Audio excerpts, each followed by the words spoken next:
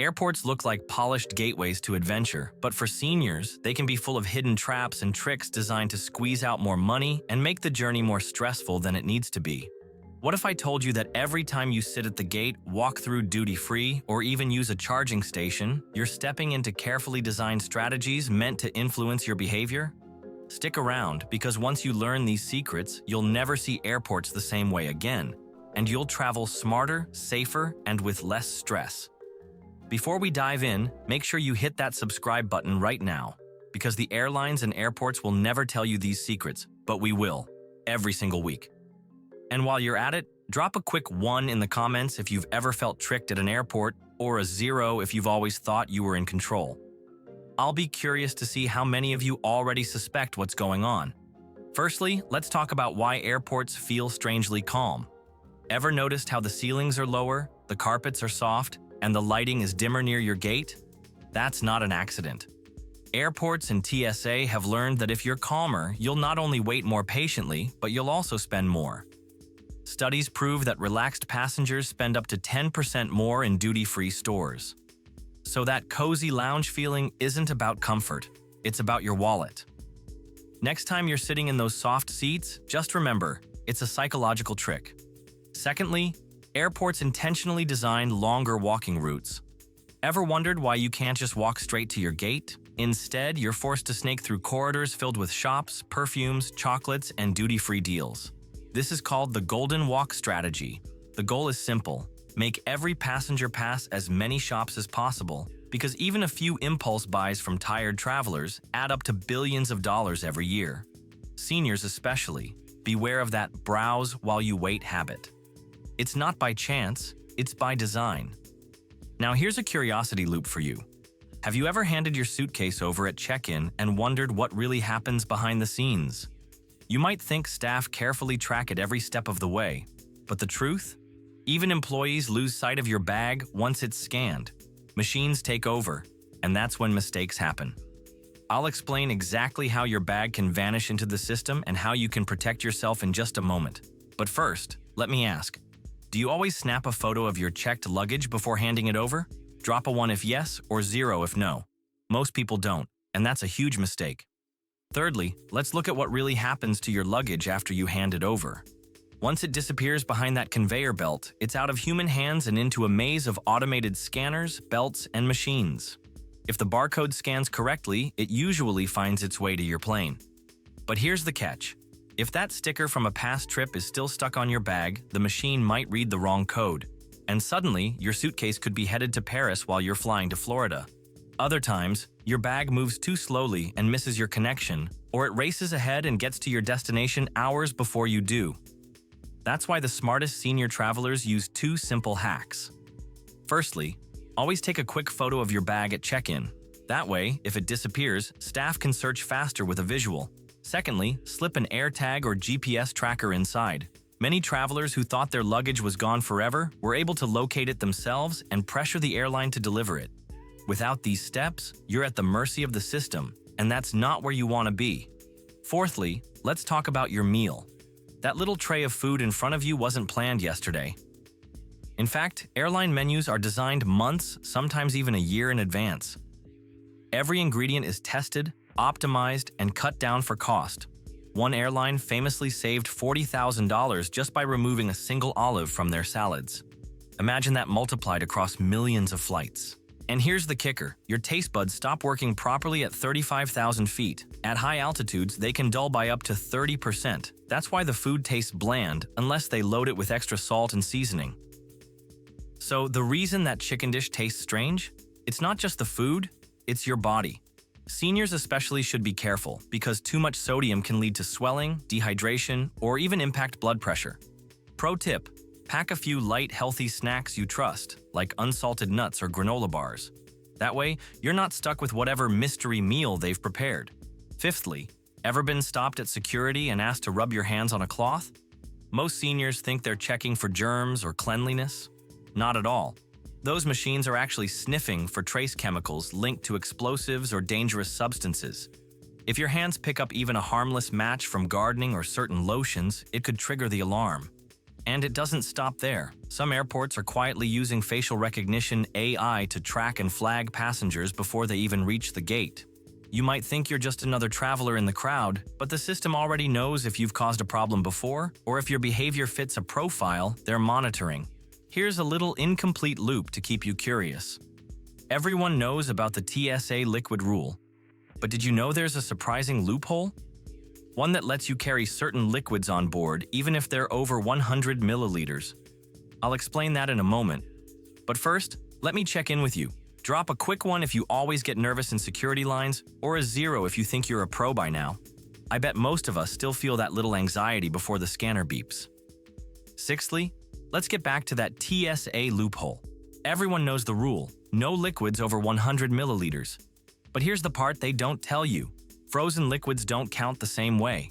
Things like frozen water bottles, breast milk, medications, and baby formula can actually be carried through security in larger amounts as long as you declare them. The frozen trick works because solid items don't scan the same as liquids. For seniors traveling with medicine or special dietary needs, this little loophole can save you from stress at the checkpoint. Seventhly, think VIP lounges are only for business travelers and million-mile frequent flyers? Think again. Many airports sell 24-hour lounge access for less than the price of a hotel room. And here's the part airlines never advertise. Certain credit cards, even ones with no annual fee, unlock free access. That means instead of sitting at a noisy gate in a hard chair, you could be relaxing with free coffee, comfortable seats, quiet space, and sometimes even a shower.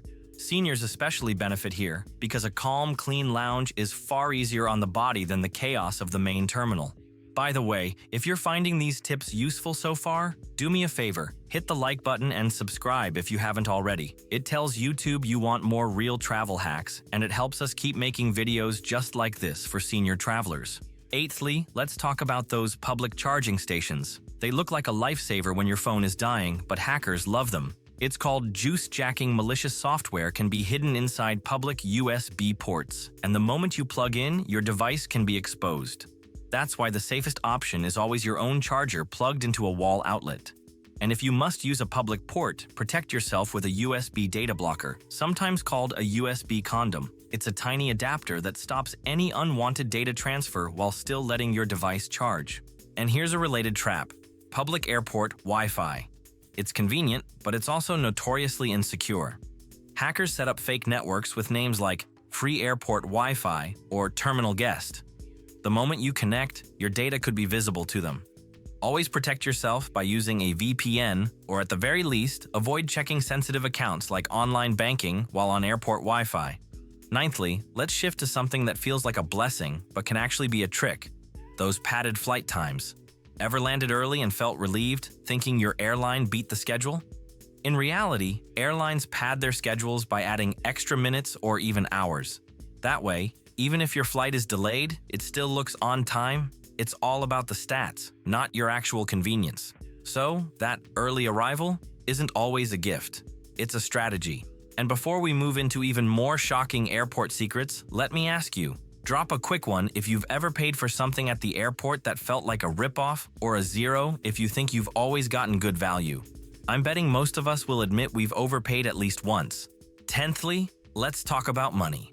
Because airports are masters at taking more of it than you ever planned to spend. That sad little sandwich for $14, the $6 bottle of water, those aren't just high prices. They're part of the airport markup system. Once you pass security, your choices shrink. You're tired, hungry, and stuck. And they know it. That's why everything from snacks to souvenirs is priced like it's made of gold. Seniors, here's the simple fix. Pack a small snack kit. A granola bar, nuts, or even a sandwich made at home can save you money and frustration. Your wallet and your stomach will thank you later. 11thly, have you ever seen a nearly empty plane still take off? It's not a dream. Airlines sometimes fly ghost flights, planes with very few or even no passengers, just to hold on to their valuable takeoff and landing slots. It's wasteful, it's costly, but to the airline, keeping those slots is worth more than canceling. To you, it just looks like an oddly quiet boarding experience. 12thly, let's decode that boarding pass in your hand. Ever notice the random letters and numbers? They're not random at all. The 2-letter airline code identifies your carrier. like AA for American or DL for Delta. The flight number tells you the route, and lower numbers are often reserved for flagship flights. The single letters, Y, J, or F, reveal your class, economy, business, or first. Even your gate and seat assignment are hidden codes that, if you know how to read them, can save you time and stress. Understanding them turns your boarding pass from a mystery slip into a personal roadmap of your flight. 13thly, here's one of the airport's best-kept secrets: free upgrades. Yes, they do happen, but they're not random. Firstly, loyalty matters. Seniors who stick with one airline, building points through frequent flyer programs, are far more likely to get bumped to business or first when economy is overbooked. Secondly, timing helps. Arrive early, and you might be one of the lucky few moved up when the airline needs to make space. And thirdly, politeness goes a long way. Gate agents and staff deal with stressed travelers all day. A friendly smile and kind words can sometimes earn you opportunities others miss. 14thly, let's tackle jet lag. For seniors especially, it can ruin the first few days of a trip. Here's how to fight it smartly. Before you even leave, gradually adjust your sleep schedule to match your destination. Traveling east? Go to bed a little earlier each night. Traveling west? Stay up later. Once on the plane, set your watch to your new time zone immediately to get your mind aligned. Hydration is key, so skip the alcohol and limit the caffeine. When you land, get as much natural light as possible because sunlight resets your body clock. And here's a curiosity payoff. Did you know eating lighter meals can also help? Heavy foods make jet lag worse by slowing down digestion and energy. So stick with light, nutritious meals until your body adjusts. Finally, 15thly, let's end with a secret most passengers never think about: airport bathrooms. The one right after you land? It's the busiest, dirtiest, and most stressful in the entire airport. Everyone from your flight and the one before is rushing there. Instead, walk just a little further into the terminal. The next bathroom will almost always be cleaner, quieter, and empty.